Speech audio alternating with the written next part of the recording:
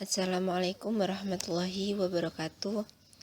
Kami dari kelompok 4 pembelajaran TIK akan mempresentasikan materi tentang prinsip visual perancang materi yang efektif. Kelompok kami beranggotakan yang pertama Nurul Aini, yang kedua Aki Susilowati, yang ketiga Nina Ayu Nurmayualina, yang keempat Indrayanti Prameswari, dan yang kelima Elvin Saputri. Unsur-unsur visual yang pertama yaitu pengaturan. Pengaturan merupakan hal pertama yang dilakukan dan harus ditentukan unsur-unsur apa saja yang disertakan dalam visual. Kemudian, pertimbangkan tampilan keseluruhannya.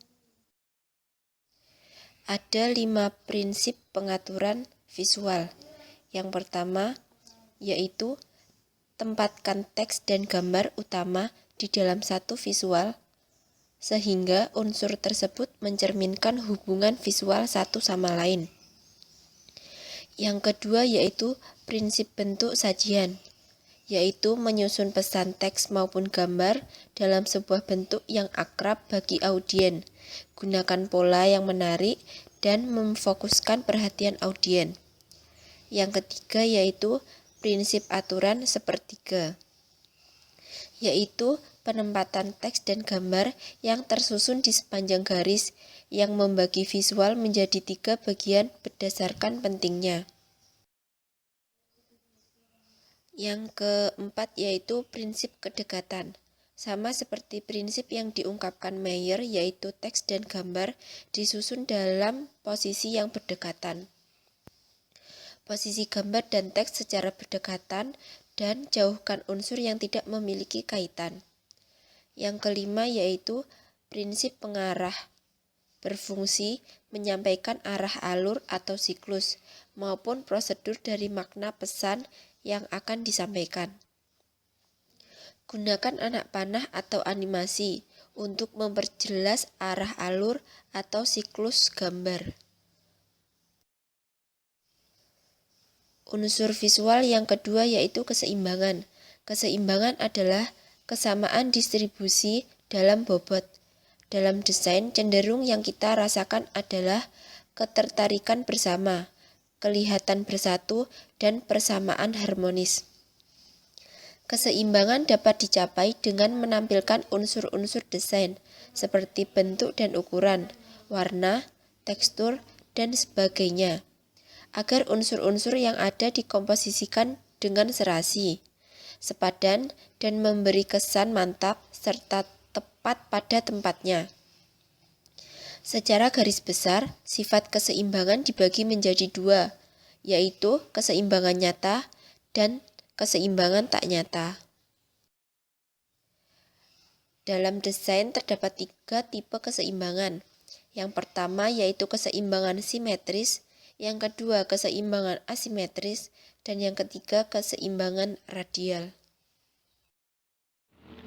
Warna merupakan pelengkap gambar.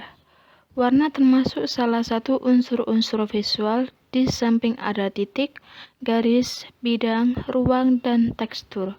Dalam desain visual pada umumnya, warna mewakili suasana kejiwaan pelukisnya dalam berkomunikasi. Warna juga merupakan unsur yang sangat tajam untuk menyentuh kepekaan penglihatan sehingga mampu menstimulisasi perasaan, perhatian, dan minat seseorang. Pengelompokan warna.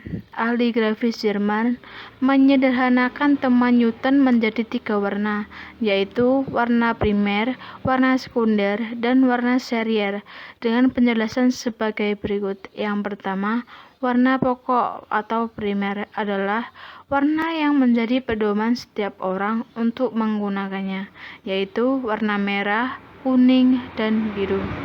Yang kedua, warna sekunder merupakan pencampuran antara 2 warna primer dalam sebuah ruangan warna. Yang ketiga, warna tersier merupakan pencampuran antara warna sekunder dengan warna hasil campurannya. Arti dan fungsi warna. Warna memiliki fungsi asosiasi, artinya warna memiliki arti dan fungsi yang berpengaruh secara psikologis terhadap seseorang yang melihatnya. Secara psikologis, warna memiliki efek terhadap manusia, karena selain menimbulkan sensasi juga menimbulkan rasa senang dan tidak senang, sehingga penggunaan warna dalam penyajian bahan pembelajaran perlu memperhatikan faktor-faktor tersebut. Berikut ini potensi karakter warna yang mampu memberikan kesan pada seseorang, antara lain hitam sebagai warna yang tertua atau gelap, menjadi lambang sifat gulita dan kegelapan. Putih sebagai warna yang paling terang, melambangkan cahaya kesucian. Abu-abu merupakan warna yang paling netral dengan tidak adanya sifat atau kehidupan spesifik. Merah bersifat menaklukkan, ekspansif atau meluas, dominan atau berkuasa, aktif dan vital atau hidup. Kuning dengan sinarnya yang bersifat kurang dalam, merupakan wakil dari hal-hal atau benda yang bersifat cahaya, momentum, dan mengesankan sesuatu. Biru sebagai warna yang menimbulkan kesan ke dalam sesuatu yang sifat tak terhingga, di samping itu memiliki sifat tantangan.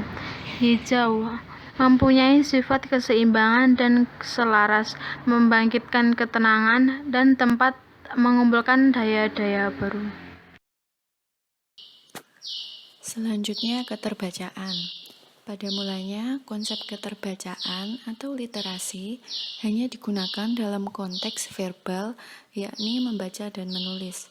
Baru pada pertengahan tahun 1960-an mulai muncul konsep keterbacaan visual dalam bentuk grafis seperti sketch, gambar, foto, diagram, tabel, dan lain-lain.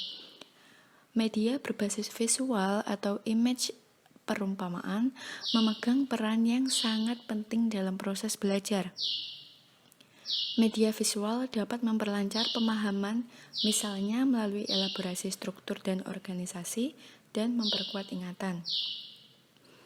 Visual dapat pula menumbuhkan minat siswa dan dapat memberikan hubungan antara isi materi pelajaran dengan dunia nyata.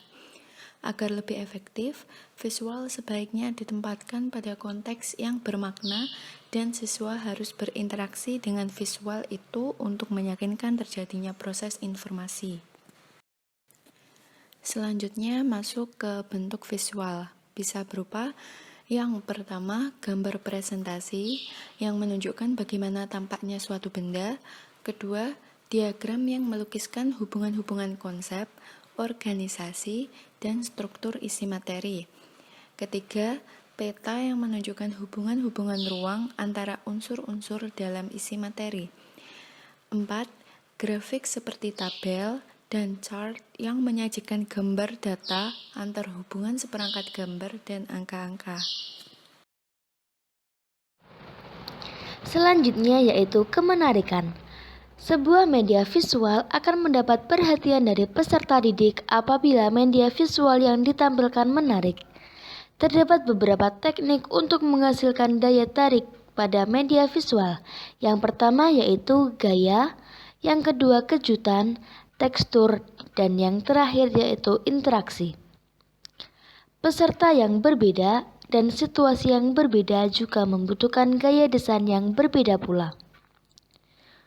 Untuk terlihat menarik, perancang atau guru dapat menampilkan sesuatu yang tidak biasa atau kombinasi kata dan gambar yang tidak serasi, pengaturan warna yang tidak biasa, serta perubahan ukuran yang dramatis. Untuk melatih konsentrasi peserta didik, peserta akan terus menyimak selama mereka mendapatkan stimulus baru dari setiap slide-nya. Sedangkan mereka akan beralih perhatian apabila slide yang ditampilkan terkesan monoton. Selanjutnya, unsur teks, gaya, ukuran, spasi, warna, serta penggunaan huruf besar. 1. Gaya. Gaya teks harus konsisten dan harus menyelaraskan dengan unsur visual lainnya. Demi tujuan pengajaran atau penyimpanan sebuah informasi, disarankan memakai gaya yang terus terang. Banyak pilihan gaya tulisan, misalnya Arial, Times New Roman, dan lain sebagainya. Yang kedua, ukuran. Siswa biasanya melihat tampilan seperti poster dan lainnya itu dari jarak 30 atau 40 kaki atau juga bisa lebih. Dalam kasus ini, ukuran teks penting untuk keterbacaan. Secara umum, ukuran yang praktis adalah dengan membuat huruf setengah inci tinggi untuk setiap 10 kaki dari jarak penonton atau dari jarak siswa. Misalnya, yang harus dibaca siswa yang duduk di kursi terakhir dari 30 kaki panjang kelas, teks setidaknya harus 1,5 inci. 3. Spasi. Ketika membuat visual dengan komputer, spasi teks secara otomatis disesuaikan untuk mencapai maksimum teks dapat dibaca. Jika sebuah efek desain yang diinginkan membutuhkan spasi yang berbeda, maka spasi di antara huruf-huruf bisa dirapatkan atau dilonggarkan dengan memformat ulang teks. 4. Warna. Sebagaimana dibahas sebelumnya, warna teks harus kontras dengan warna latar belakang, baik untuk kepentingan sederhana dan mudah dibaca, demi penekanan untuk mendapatkan perhatian. Dan yang kelima, penggunaan huruf besar. Untuk kemudahan dalam membaca, gunakanlah huruf kecil dan menambahkan huruf besar hanya jika diperlukan. Judul utama yang singkat mungkin membutuhkan huruf besar, tetapi frasa yang terdiri dari 3 kata sebaiknya menggunakan huruf kecil. Demikianlah materi yang dapat kelompok kami sampaikan. Semoga apa yang kami sampaikan dapat bermanfaat untuk kita. Dan terima kasih kepada teman-teman yang telah menyimak materi yang telah kami sampaikan. Ada kurang lebihnya kami mohon maaf. Wassalamualaikum warahmatullahi wabarakatuh.